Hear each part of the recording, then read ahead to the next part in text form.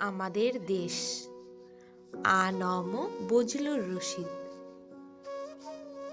আমাদের দেশ তারে কত ভালোবাসি, সবুজ ঘাসের বুকে শেফালির হাসি।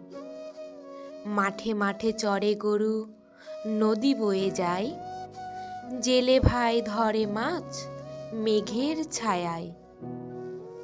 রাখাল বাজায় বাঁশি, কেটে যায় বেলা, চাষা ভাই করে চাষ, কাজে নেই হেলা।